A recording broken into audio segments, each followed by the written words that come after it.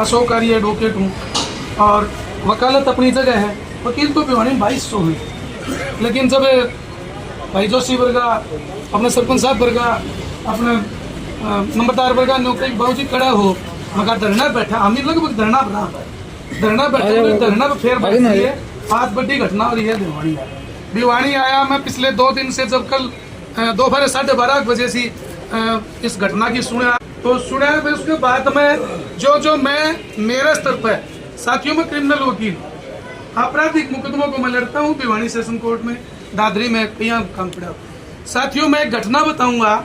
आज से 13 साल पहले 5 और 6 जून की रात को कुछ दरिंदों ने एक महिला पता नहीं कहां से चल के आई बेचारी, उसके साथ सारी रात बलात्कार किया और उसको बुरी तरह से मार दिया। और फिर अगले दिन उसकी लाश से पुलिस ने खुड्डे लाइन लगा दी, पूरे लेके मुर्दा घर में खुड्डे लाइन लगा दी।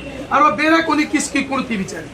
फिर तारबर के इकट्ठे हुए, इकट्ठे होकर के तारबर का है नू कहीं बोला जी काल पड़ेगा दुनिया में, बहुत बुरा काम है। कुण कड़ाई बेचारी थी, उसे से बहुत बुरा काम हुआ है। और फिर जी वो धरना प्रदर्शन बैल थाना का घेराव होया और जो मुकदमा दर्ज बलात्कार गैंग रेप कम मर्डर का, पुलिस हमारे शरण न आई, बोले जी मुकदमा दर्ज कुल करवा होगा। कोई मुकदमा दर्ज करवानी है को नहीं, मारी आप 5 कमेटी बैठी, सारा था कोई चेड़ का, कोई पाचू का, कोई शेरला, कोई बिदनोई का, कोई नकीपुरा को डिगावे का। नोला भाई कोई एक मुद्दा ही बनो, एसपी नोला मुद्दा ही कोनी कोई। तो फिर नोला भाई यो सरपंच डाल मारो ताऊ सोन दादा सोन अशोक तू वकील भी सर लड़ा को भी है, अब मुकदमा दर्ज करवा। हमने जी सब की सहमति देकर FIR दर्ज करवाई और FIR कह के नाम दर्ज करो, गुमनाम ये तो हमने कुछ नाम भी बेरो भाई FIR दर्ज करना। बाद में पुलिस फिर हमारे सिर न चली, वह तो लाश तो बाढ़ दी थी।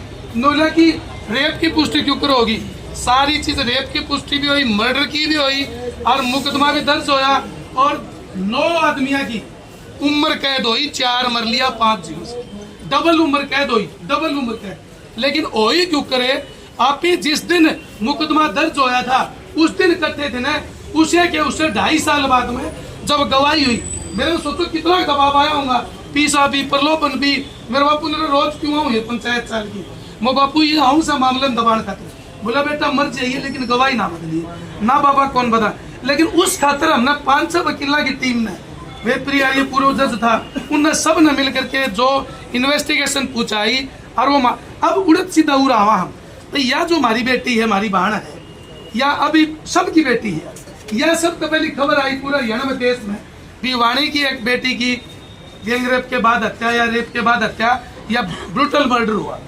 फिर उसके बाद में सुरसराटी बढ़ी और फिर उसके बाद में बात ये आई कि नेग्लिजेंसी पुलिस की क्या रही। यो भाई संजय गया तो न्यू बोले, संजय बेटी का बाप है, संजय गया तो पुलिस वाले की आदत हो ये क्या यार होगी 2 दिन पाछा आ जाएगी। हालांकि पुलिस को ये करना नहीं चाहिए।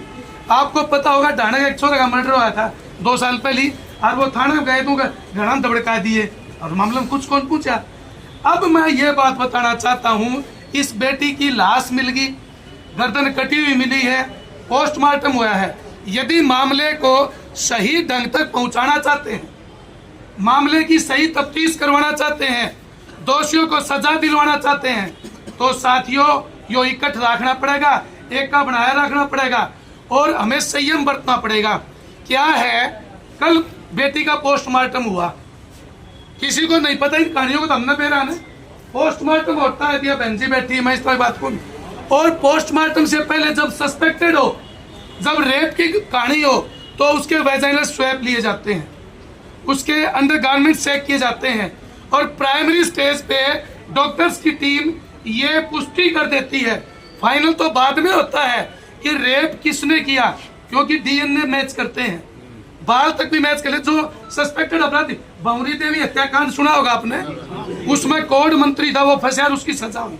और क्या थे, एक बाल थे, सिर्फ एक बाल से, और जो सस्पेक्टेड मुलजिम है उनके बाल का भी यदि उस बेटी के कपड़ों पर या कहीं निशान मिले, इसीलिए कपड़े लेते हैं, तो वह बचेंगे नहीं।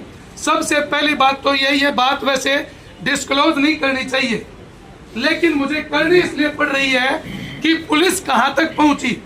क्या उस बेटी का पोस्टमार्टम उस एंगल से हुआ कि इसके साथ गैंगरेप भी हुआ कि नहीं हुआ।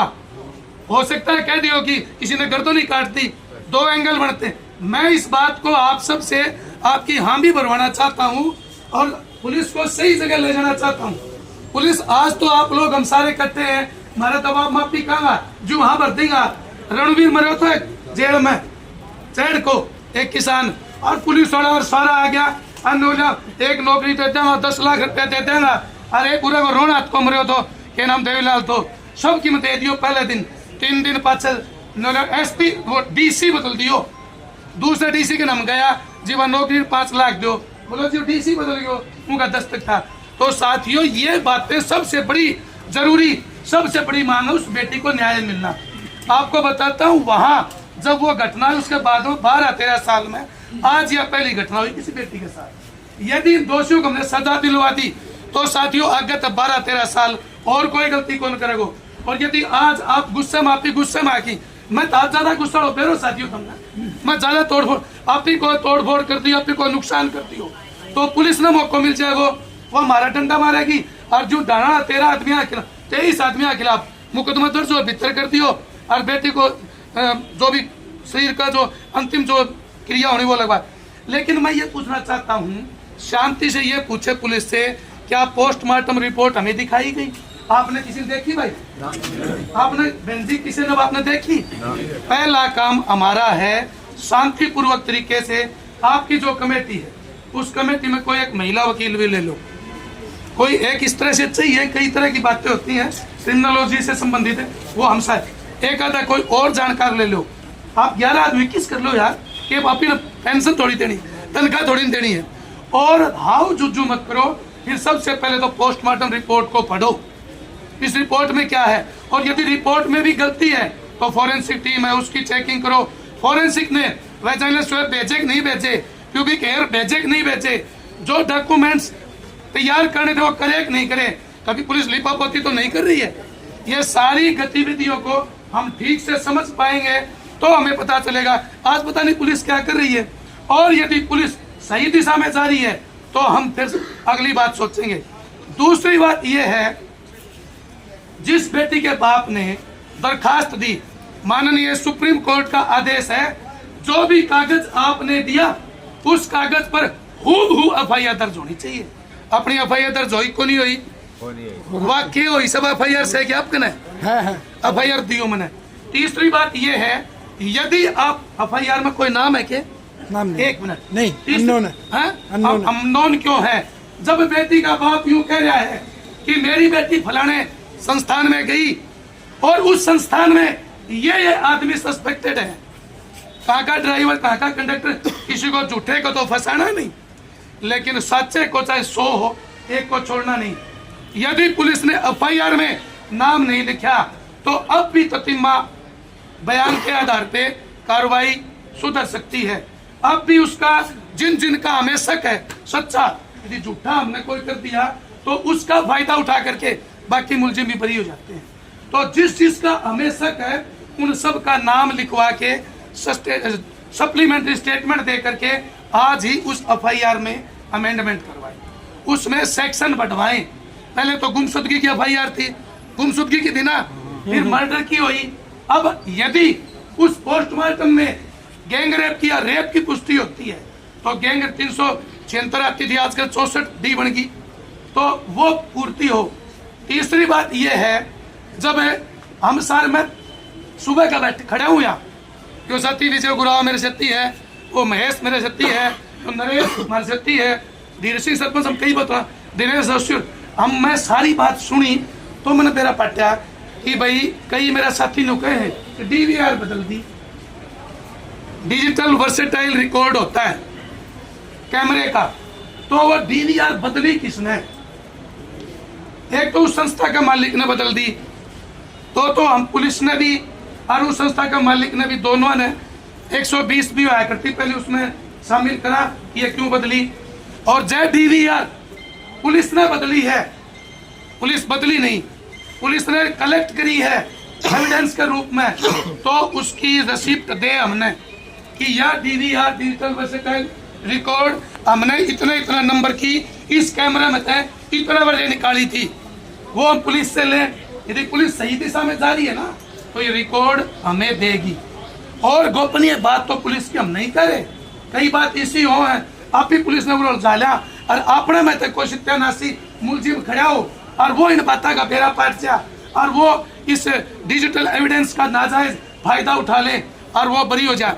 ये बातें तो हम नहीं कहते, लेकिन पुलिस से ये 2-3 बातें आपको, हमारे को, इस कमेटी को, इस भाई इसको बाबू संजय पीछे हो, हाँ संजय तो बेचारा कोई बात, संजय तो बेचारो बोलो हो रहे है ना, तो न्यू कौन बेरो के भी रही है कि तो बेटी यार जवान बेटी अपनी।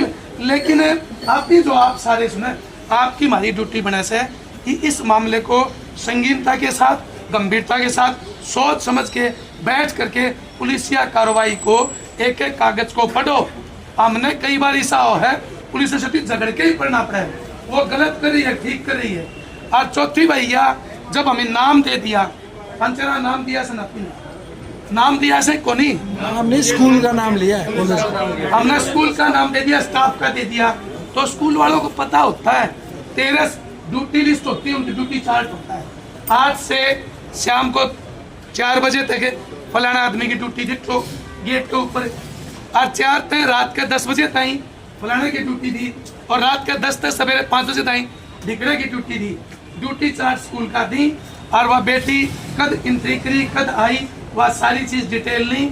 और यदि इसमें स्कूल को संचालक दोषी है तो वो बड़ो कॉन्स्पिरेटर है, उसके खिलाफ बाई नेम मुकदमा दर्ज हो। ई बापी नु कह दिया बाई नेम तो बाई नेम तो आप देना जब बाई नेम हो ना, आप ही किसी मुलजिम को नाम देना, यो मुकेश से, यो मनोज से, यो भावेश से, जब तो बात बनेगी। इसलिए एक बार 5 मिनट 10 मिनट आप ही सारे बैठ के ठंडे दिमाग से सोचा, और ये जो छोटे छोटे सुझाव मैंने दिए इन सुझावों पर विचार करो, और फिर उसके बाद में हमारी बेटी को न्याय कैसे मिलता है इस बारे में चर्चा करा। बाकी आप गाल फुलाओ तो कोई रिजल्ट कौन है। आपने मेरी बात सुनी और भी गहनता से सुनी, आपको बहुत बहुत धन्यवाद।